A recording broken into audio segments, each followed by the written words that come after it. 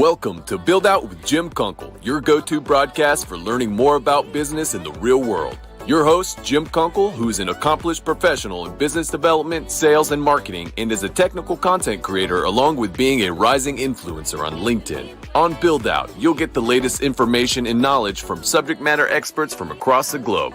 Okay, let's get this Build Out broadcast started. And here's your host, Jim Kunkel. Hey, welcome to an all-new episode of Build Out. Today, my guest is Sam Navarro. Sam, welcome. Hey, how you doing, Jim? Doing great. You and I are going to continue our discussions that we've had over several episodes this season regarding business development. And this time, we're actually going to be talking about why business development professionals really need to know their stuff and why it's so critical and so important. You know, currently, we're in the fourth quarter. So a lot of us in business development, we're looking to close out the year as strong as we can based off of our plans and what our goals were. And we're also in the same process of already, if we haven't already started preparing, we need to immediately prepare for 2023. And so this discussion that you and I are going to have is very critical at this point in time for sales professionals, business development professionals, and really anyone who's, chasing after revenue.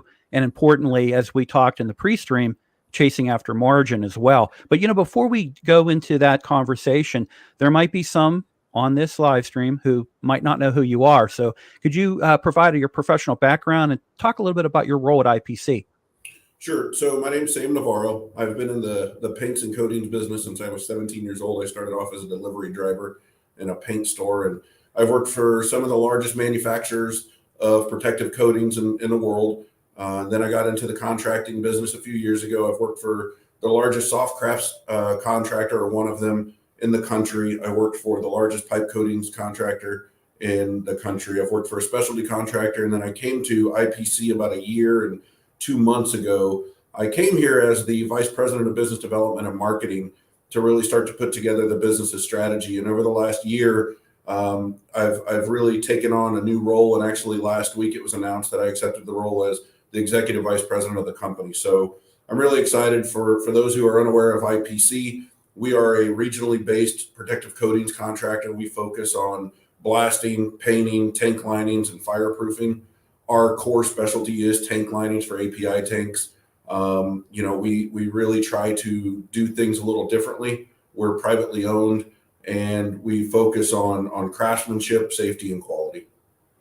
Congratulations on the promotion. Very well deserved. Thank you. So, Sam, before we really kind of get into a heavy part of our discussion of, what really needs to be done with business development professionals, I think before we really start into anything, we need to really determine our current state of business development. And the first thing that I, really thought of when looking at trying to determine where you are and where you want to go, the first thing I always look at is doing a SWOT analysis, looking at your strengths, your weaknesses, your opportunities, and your threats. In this current business environment that we're in, I think it's critical that you're probably doing a SWOT analysis. If not at the beginning of a year, you're also doing as you kind of wind down the year too. Because, looking into 2023, there's a lot of things that are kind of nebulous right now, what things are going to look like. So by understanding exactly where you are strong at, where you're weak at, where are the opportunities and the threats, you're going to be in a better position to not only close out the rest of your year, the current year, but also in planning for the new year. What are some of your thoughts regarding, doing SWOT analysis for business development planning? So I'll take a step back real fast. So I actually look at the fourth quarter as my third quarter, because I have to build enough momentum in this quarter to carry me through the first 3 months of the year. Historically, in the coatings business, you're slow, call it from December to like February-ish, maybe March-ish. So you have to build up enough backlog of work and steady income coming in to carry you through that first quarter. So, that's the way that I've looked at it in my strategies, the way I go. As far as SWOT, it's funny that you bring it up because I'm a big fan of SWOT. Like, I was trained by very old school guys, and I've been in the business for a long time, and I've been mentored by some of the best in the business. And we all did SWOTs. And so it's real funny because these days, it's like the title of salesman has now turned into business development managers and professionals and executives. and they're really just sales guys with a different title. A true business development manager or business development executive absolutely does a SWOT, and he should do a SWOT not only on he or she's business, but on their competitors, and really determine where you're at, because without that, you have no true pulse of your business and your competitors. Yeah, I think that benchmarking element of it is so critical. If for a public corporation, you're going to get a lot of that information. And the other thing that I found, if they're not a public corporation, typically there's enough buzz in your industry to figure out exactly what your competitors are going through. Are they having supply issues? Are they having issues with, getting jobs done? What are they currently, experiencing when it comes to weaknesses and things like that? So having that benchmark opportunity, but taking your SWOT against the competition is really critical, because it's a good way for you to check yourself as to where you're at. And then also too, for future planning, where you really need to focus at moving into 2023 and in some cases beyond as well. The other thing too, for me, when I have ever done a strategic plan, typically strategic plans are long-term. You're not going to reinvent everything every year and have a brand new plan every year. You're typically going to take your plan, your existing plan, you're going to enhance it, you're going to modify it, you're going to edit it, you're going to do things like that. So, when you're looking at your strategic plan, you're going to be setting what your goals are for the next year. You're going to be doing your revenue and your margin targets. You're also going to be looking at your key accounts. What are key accounts? What are new prospects you're going to go after? And then you're going to kind of subdivide down into that plan and have little plans within the larger strategic plan. The thing with the plan itself is that it needs to be a living type of plan where it can be adjusted and it can be amended as needed. And it really needs to be looked at. You don't develop it and just say, okay, at the end of the year, let's look and see how we did. No, you really need to look at that strategic plan. If you're not doing it monthly, you need to be doing at least quarterly. What are some of your thoughts regarding the use of strategic plans for business development and for companies looking for revenue generation and, importantly, margin? So when I came to IPC, and really any group that I've ever worked with, I was asked, where do we want to be in 3 or 5 years? Right? So where do we want to be here? And then I start to scale it back onto a measurable timeline, right? So where I know what we have to do. And you hit the nail on the head with everything in a business development strategy is absolutely a living, breathing document. You have to be able to move here and pivot here and do that. What's the number one thing that we're facing right now, or number one or two things that we're facing right now in the paints and coatings business? Number one, you can't really get a lot of coatings because, the resin shortages and supply chain issues. And number two, the amount of craftsmen that are able-bodied and can meet your company's requirements, they're getting smaller and smaller. I'm giving a speech next Tuesday with a good friend of mine, Doug Senator, at the AMP Houston meeting. And our presentation is called Who's Going to Fill Their Shoes? And it's actually based 100% on the labor shortages in the oil and gas business. So you have to be able to, no one knew that we weren't going to be able to get, coatings. If you would have told me that I couldn't buy a gallon of epoxy last year at this time, I would have never thought that it'd be as difficult as it is now. So what you have to do is you really have to start thinking outside of the box. And Jim, you and I have known each other for a long time. I don't have a box up here, so I think of just crazy stuff. And it's just a matter of putting it on a plan and then working the plan. Yeah, that's really critical because, we have these crises now, like you said, with the supply issues, and then also there are other issues. And, like right now, some of the looming things I heard that there could be another railroad strike, and then the shortages of fuel that we're looking at when it comes to diesel. So what happens if trucking industry starts to have issues, or there is a rail strike? That could really impact a lot of industrial businesses and industries that really rely on those different modes of transportation. Absolutely. The other thing too, that, when I look at the role of a business development person, a professional who does business development, some of the things that we do is we look into the future and we look for new opportunities, maybe new opportunities in different markets or different ways to kind of reinvent our company. So maybe you are an industrial contractor, but now you have the ability, if you can look at other markets or other types of services, to maybe kind of hedge recession or impacts within certain industries, certain types of business operations, I think the reinvention thing because of the pandemic has really intensified where a lot of companies really need to be doing multiple things to really kind of keep the revenue going, but also look for other avenues of profitability and margin. What do you think about the current trend with a lot of companies, both small and large, going through a reinvention phase right now?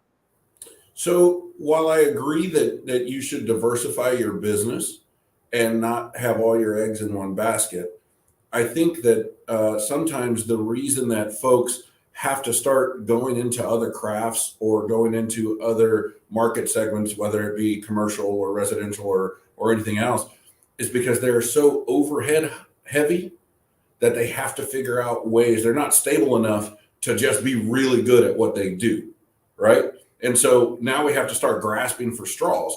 Well, when you start going outside of your comfort zone and you start just doing anything, your risk is way higher, right? And so when you're building that strategy to diversify, you have to make sure that you understand the risks that are involved with it. And I think that that's where a lot of businesses don't really think, right? Oh, we want to get into the scaffold business. Okay, what are the risks with it? You're going to, number one, you're going to have to spend a tremendous amount of money to get the inventory to get it, and you're not going to get your ROI on your scaffold for quite some time. Mm-hmm. Can your business sustain it? Number two, now we're getting into a business that has a complete different safety and risk factor in it than what we had before. Are we ready for that? And so there's so many things that are involved with diversifying that it really just has to do with what the core of your personal business wants to do. At IPC, we are not jacks of all trades. We know that we blast, we paint, we do tank linings and fireproofing. Can we do a small scaffold job to get us some access on something? Sure. But we don't actively go out there to try to be everything to everyone. We know what we're good at, but that's our business strategy. I can't speak for others. I just think that while diversification is really good and really smart for some companies and in some ways, you have to be careful not to overload your overhead and your risk factor. Yeah, that's a good point. And, I think what you really kind of covered is, you want to make sure that you're fortifying and strengthening your core business because, you have a lot of competition that is existing. There might be new competition coming up, especially in the paints and coatings industry or with the industrial coatings. We have seen in the past a lot of consolidation coming where you had a lot of, basically family businesses that have been bought out by large corporations and formed into bigger corporations. So you always have to make sure that you are fortifying and strengthening your core so that you can sustain your business moving forward. That's a very good point. Well, the term multi-craft is just another term for a guy that thinks he can do everything, right? Like when back in the day, if you were an industrial electrician, that's what you did. And you focused on being the best at that. And you had, insulators, you had scaffold builders, you had painters, you had blasters, you had all these things. And through the years of consolidation and private equity coming in and all of this stuff, now you have to try to diversify. And what you find is lesser quality. You find, more safety risks involved. A lot of companies right now in our marketplace, especially, are just throwing bodies at things. Just because you gotta hit X amount of head count in order to get they're not getting any more done. They've just got more bodies there. So the risk is way higher than what the reward is. Yeah, that's a good point. The next thing I wanted to cover with you, and when I was researching this episode and our conversation that we're having today, was a Forbes survey done of business executives when it came to top challenges in 2022. And I wanted to kind of focus our conversation on 5 critical business challenges that came out of the survey. The first and number one, and we talked about this in the pre-stream, was generating revenue. That is a big stress right now for major companies and also medium-sized and small businesses as well. Is where are we going to generate, or how are we going to hit our revenue targets before this year ends? Yeah, so this is a funny one for me, right? Because you look around at all the groups these days that are especially owned by private equity, and they say generate revenue, generate revenue, generate revenue. and no one ever worries about margin. And we have a saying here that we don't want to step over dollars to pick up dimes. So, you can chase all the revenue in the world, but if you're not making any margin, are you really profitable? Are you really building a sustainable business? I understand the need for growth, and I agree with the need for growth. But if all of your focus is in revenue generation and there's zero on margin, that's not a very healthy business plan. That's a good point. The second critical business concern or challenge from that Forbes survey was related to time restraints, and it dealt more with time management. And I dug a little deeper into that. And what they really kind of were focused on would be a couple things. We have labor shortages, we have labor challenges. It doesn't matter if you're looking for executives, if you're looking for workers, if you're looking for any positions, there's a lot of challenges right now that's still happening. And we haven't kind of figured out how we get through that. We just have to deal with it, and hopefully the situation gets better. But, when it comes to also, because of material shortages and issues related to logistics, anything, projects get pushed. And so now all of a sudden you have occasions where you have so much opportunities that you're kind of chasing after to kind of line up. But then in the same process, those projects or those opportunities, some of them get delayed, they get pushed off. And so you're trying to manage not only the time of your staff and your team, yourself, but also to manage these projects to make sure that you are on top of them. Because is it going to happen before the end of this year? Is it going to go into next year, or is this thing going to get pushed into 2024, 2025 because of, some type of, environmental issue or something like that, or challenge? So really having effective time management when it comes to running the operation, and also you as a professional, is super critical right now. And I know you and I've had conversations, and you have a way of kind of handling the time management aspect of it. But you and I have talked about where we've seen examples of poor time management around us, not only in our industry, but in several industries related to what you and I do in the industrial coating side. Yeah, I mean, you have to really, so we're in the season now in Texas where we lose conditions early, right? And you don't get them until a little bit later because there's a lot of dew everywhere. Rained all day yesterday.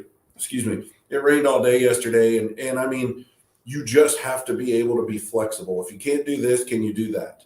But you can't stretch yourself too thin. And that's what a lot of people do these days. And so they're trying to do so many things at one time that at the end of the day, nothing gets done. You and I have talked about it. I'm kind of weird. I build a plan that I have, 10 things to do this week, and 7 of them are somewhat important, but there's 3 critical things. And I have them on my whiteboard. I'm a big whiteboard fan in my office, and I write those things down. And every week on Friday, I review them and I say, okay, I got this done. I got this done. I got this. I didn't get this done. And then I challenge myself. Why didn't I get this done? Sure, I may have to stay an extra hour on a Tuesday night, but I don't have to worry about it on Wednesday, or, I don't have to worry about it the next day. And so just really holding yourself accountable to the task that you're responsible for, that's number one. There's a book by David Goggins, and he talks about the accountability, holding yourself accountable to yourself. And that's what a lot of people don't do. They just keep brushing off important tasks, and we got to do this. My worst trait is I am terrible at expenses, right? And so I challenge myself to get my expenses done by the 3rd of every month, and so it's a constant battle of improvement, and self-improvement is the most important thing. Yeah. And the thing with it, if you as a manager, business development professional, executive, no matter what level you're at within a company, if you really are on top of your time management, that is really going to shine. It's going to even shine if you're in an off season, because it really shows that you're putting a lot of effort into making magic happen. And sometimes, the magic doesn't happen. Sometimes it gets delayed a little, but at least if you're showing strong effort and commitment to your position and your mission, your goal, and really kind of focusing on that strategic plan, it really does send a signal to leadership that, Sam, he's real focused on our core business. He's really doing everything he can. And in this way, that really does help you when you're looking for, and in the next, it kind of, what I'm going to segue into is the third concern, which is leadership. And, with the leadership, it comes down to what is succession planning? What is the next step within a company? Do you have a leadership plan that's in place? And that also does impact business development, sales professionals, all levels within a company, because you don't want to find yourself in a situation where, right now, maybe as an executive vice president, or if you are a director in a company or a partner in a company, people have been moving from position to positions, companies to companies. Some have even started their own businesses and things like that to kind of chase their dream. And your company could be left in a real bind if you lose key leadership positions and you don't have any way to backfill it. And so, when I really look at, companies that where I work at, that leadership succession planning, who's going to be the next person to take, that's real important to me too, because that also can help show long-term sustainability, focus on the core business, improving revenues and margins and things like that, because you're not going to have a leadership void. How impactful can leadership planning be for a company of any size? So I'll scale that way down, and in my view, right, like we built a plan here for an entry-level helper to become a helper A, and from a helper A to a painter E, and to constantly level up, because through time you're going to lose people. It's inherent, right? You're going to lose people here, you're going to lose people there, some by choice, some not. But we have a good motto here that this business doesn't stop because somebody leaves. So you always have to be training the person under you. And for the longest time, a lot of businesses stop doing that for fear of this guy's going to take my job. I don't fear anyone taking my job, because I do my job to my best of my ability. Mm-hmm. And if somebody can do it better, or somebody goes in and my boss determines that I need to be replaced, then I have to be okay with that. But I think that you are absolutely right, and you constantly have to be growing the person under you to take your role. And as your business grows, that's how you're going to grow and be really stable, is you're going to have people that can click at every level. Yeah. And I think it builds a stronger team, because the worst thing that can happen into most businesses is where you get these real fortified silos. And now all of a sudden you have a breakdown of that team. There might seem like there's team, but if you have strong silos, it can really impact the team. So that's why I do like what you just mentioned about, having this planned out, but also to, working with someone to kind of get them elevated. So when you get elevated, because I've always said in the past, my job is to shine, do my job to make my boss look good so that he gets elevated and I can become my boss. And Absolutely. So that mindset, I think, has really helped not only myself, but I think it also helps a lot of people who adopt that belief. The fourth challenge for 2022 is related to growth and strategy. And as we're, started off this broadcast talking about why it's important to really kind of analyze where you're at, and also make sure that strategy, your business development plan, is a living document. It has the ability to be changed and modified and everything like that. With growth and strategy, what I think is challenging these days is there's so many unknowns even going into 2023. And I can't remember, maybe 2008 into 2009 timeframe, which it was the last big economic downturn. I can't really remember a time where there was a lot of unpredictable elements for business environment across many different industries like there is right now going into 2023. We're going to have an election next Tuesday. And we'll see what happens with the election. But then, we've got a lot of these things kind of lined up that are negative impactors when it comes to businesses. How do you, with all the noise that's going on, Sam, how do you focus on planning out a strategy for 2023? Responsible growth over radical growth, right? So when you talk to some of the groups out there, you see people that say, I want to double my revenue next year. Yeah. I want to hit X amount of revenue next year. And then I ask them, and I'll challenge anyone, you know me, how are you going to do it? You're at 30 million in revenue and you want to go to 300 million in revenue in the next 3 years. Explain to me how you're going to do it. Yeah. Once you start to dissect most of these people, you'll find out they have no idea how in the hell they're going to do it, because there's not that much work out there. You can't get your hands on that much material, and then you don't have the craftsmen to do it. And so it's responsible growth over radical growth. And so when we're building our business strategy for next year, we know exactly where we want to be. And it's a responsible, obtainable goal, because you don't want to set these goals that are so unrealistic, because at a certain point, somebody's going to get either upset that you're not hitting your metrics, or you're going to just start to realize, man, maybe we can't do this. And that negative mindset will start sitting in, where if you put a moderate growth strategy and a responsible growth strategy together and you blow it out of the water, then great, everybody celebrates even more. But you have to be able to achieve realistic goals. Yeah, I like that. Realistic goals. And then the other thing is getting everyone in the company involved. Maybe there are certain types of incentives or plans that could be put into place that if, we here's where we're shooting for. If we do exceed that, but, maybe we exceeded by a couple percent, we're going to have extra, incentives or something like that to really try to get everyone focused on that plan going into the new year, but also longer term as well. Look at some ways that you can incentivize people as well. The next topic, and really the last one off the survey, number 5, was marketing. And you and I have had a lot of conversations on, in certain industries, and I would say more our industry, a lot of times the marketing is not done properly.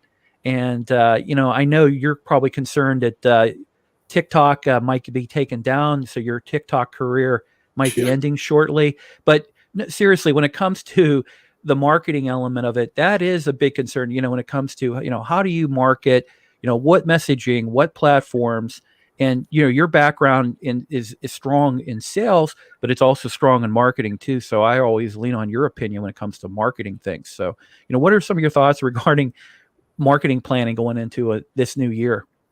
So I look at marketing 2 ways, and you know that. So I look at outer marketing and inner marketing, and both have to align with what the business wants to do. Inner marketing is what you're doing that your employees see and no one else sees. And then outer marketing is what your customers see, right?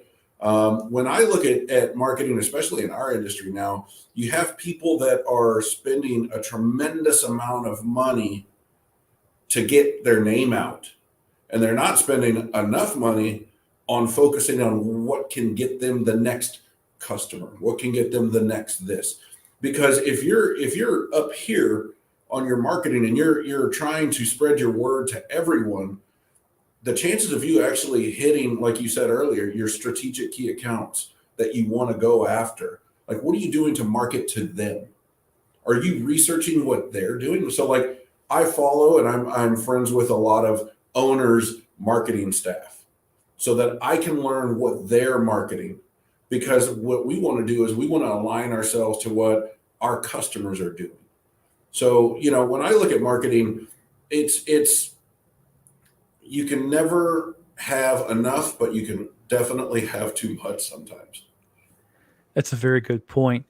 So let's go into closing out this episode, and really we save the best for last is, how to boost your business development strategy. And, my view, and I believe many professionals who do business development, that, business development is really the fastest way to really kind of grow your business.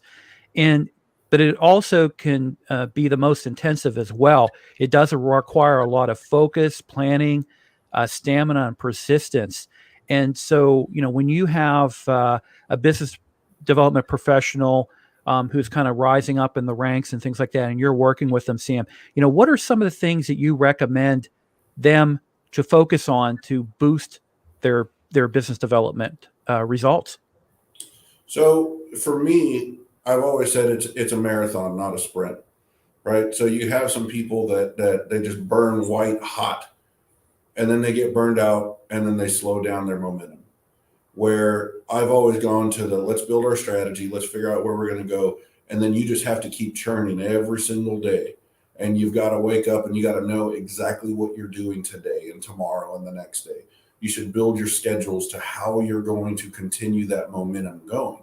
And it takes a while. And at fault, a lot of times, management doesn't see their ROI on that business development professional fast enough. And so they let them go.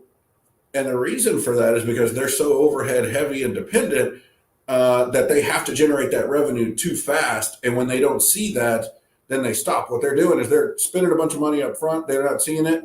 And then they let them go and they start all over. So, going and getting the big name BD person, that doesn't mean that business is going to come right away. So you have to understand as management that, business development is not sales. Business development is you are building the business's next step. So you have to really determine in management, do you want a sales guy or do you want a BD guy? And that's where I think a lot of managers fail is they all name them BD managers now, but they want a sales guy. Yeah. Yeah. I've always viewed, with business development, it's like a big train. You got to get that train rolling. It's gaining speed. And that's really what you're looking to do. To your point earlier, just before this, to talk about long-term momentum. And that's really what you're trying to do. You're trying to get that big freight train moving, but you've got to start it off and you got to build up that speed and then make things happen as you add more cars to it to be able to deliver. Yeah. If you go too fast, that train can derail. That's the other thing too, to consider that too. Or the other thing is maybe you don't have the infrastructure. Maybe the track system up in front is not there to support that train and the load it's carrying. So there's so many things. Don't understand. You can have all the sales in the world, but if you don't have the infrastructure and operational capabilities, all the sales don't matter. Yeah, as a friend of mine from the coatings industry had said, you can make it rain, but do you have enough buckets to catch all that rainwater coming down? Yep. And it's so true when you really think of these ways to look at it. The other last aspect of what I want to talk about, and with boosting your business development strategy, are some of the ways that you can really improve. And the first one is super critical, which is you got to know your competition. If you don't know your competition or you're guessing your competition, you're going to be at a big disadvantage that could actually negatively impact your business and your profitability. Could you add a little bit more to knowing your competition that I maybe didn't cover? Yeah, I mean, I've heard some people say we don't have competitors. I mean, we have competitors like that. If you don't have a competitor, I don't know what to tell you, right? Like I have competitors, and I do my best I respect them all. And they all have a job to do, and they all have, families to feed and businesses to run and employees to keep employed. So I respect them. But I go out there and I really do try to determine what their SWOT is. I try to figure out where they're spending their time, where their money, and I go directly after them. You know me, that's just the way I am. But you have to really understand, because just because there are 30 painting contractors in your market, that doesn't mean that you have 30 competitors. You probably only have 2 to 5 competitors that you are directly seeing at every job walk, that you're seeing at every customer that's already maybe nested in another part of your plant. And so you really have to determine who your true competitors are versus people that just do what you do for a living. Yeah. And the next one that I really find super critical and important is, as much as knowing your competition, is that you always have to be adding value and you have to be trusted. So that is really cultivating that client relationship, but also making sure that you're constantly adding new value to it, so that the worst thing you don't want to become is you don't want to become that transactional person. And I think this goes in that debate about business development and sales.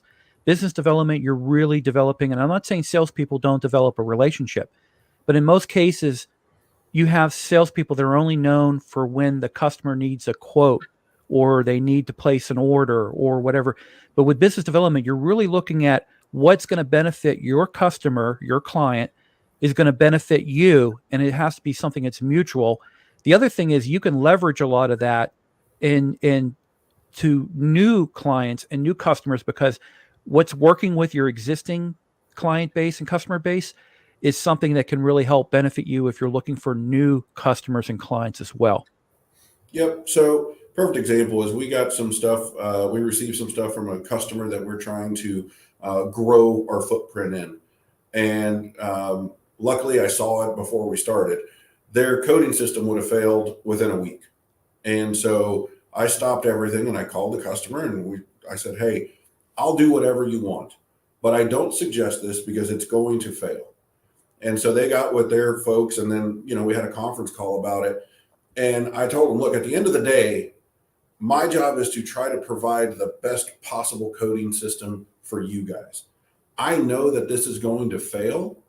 If you want me to do it, I'll do it, but I don't recommend it. And then after further discussions, they decided to go with my idea and not code it. We lost revenue on it, right? We lost that sale, but we gained their trust because I was willing to say, hey, I just don't think that this is a good idea. And sometimes you have to be able to be confident enough in your decision to say something which can help. Because if we would have coded it, we would have sent it out there and it started failing in a week. What do they say? Well, IPC painted it. IPC painted it and it failed. And I just don't want that risk for us. Because once you risk it, it's hard, to near impossible to get back. Absolutely. Because you're known for, and in some cases you're known either as a hero or you're a villain, and you want to make sure that you do no harm. And to your point, sometimes you have to, in being honest and being of value, sometimes you're going to end up going a different route that maybe where if you went one way, you could make a ton of money, but cause an issue. But it's always better to work smart and really focus on the value and the trust level. The third element related to with business development professionals is, and sometimes this is the tough one, is asking for the sale. I've been on calls, and I know you've been on calls with other professionals, and sometimes they can be veterans and they can be someone who's brand new or rising up in the ranks, where they're features, benefits, information. But again, what would it take for me to get this deal? What would it take to close this deal or get this deal in place? They're not asking for that. They're waiting for the customer to either give them a no or tell them, hey, you can stop talking. I want to do business with you. Why is it so hard for people to just ask for the sale? Because they're intimidated by the customer. I'll give you a funny story. So years ago when I was selling paint, I used to take this one contractor out for chicken wings and beer every week. And I did this for weeks, right? So eventually I sat him down and I said, hey man, are we just friends or are we going to do business together?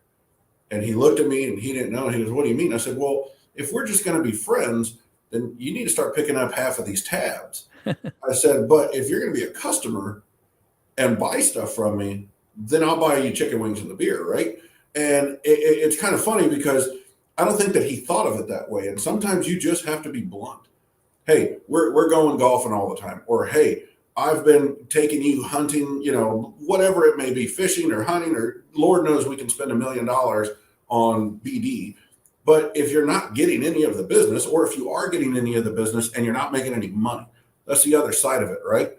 Is, oh, well, I've got 10 POs. Got it. But how much money are you making?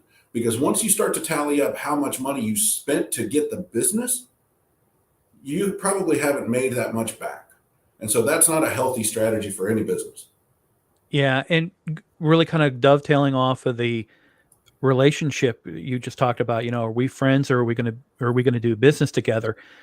And this is a failure of a lot of professionals where Absolutely. you kind of get comfortable and you let that relationship you have go cold because they're constantly doing business with you and you're focused on looking for the next new opportunity, the next new client, or growing this client to their level.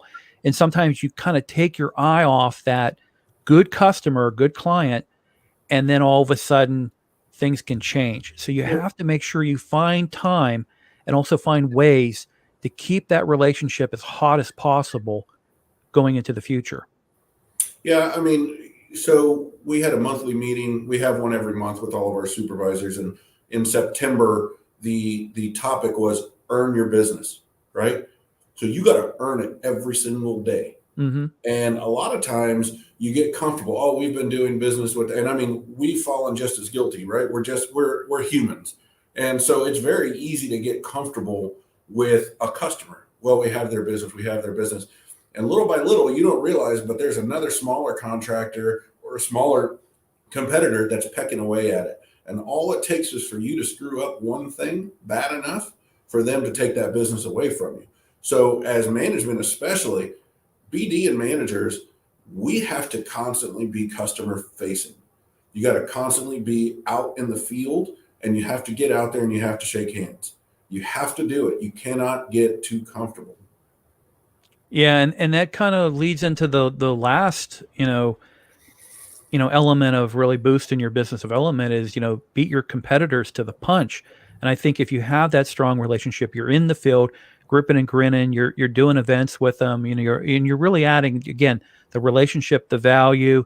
You're really looking at your clients, your customers to partner with them to say, listen, we can, my company, myself, we can help you better yourself, or with this project or whatever it might be.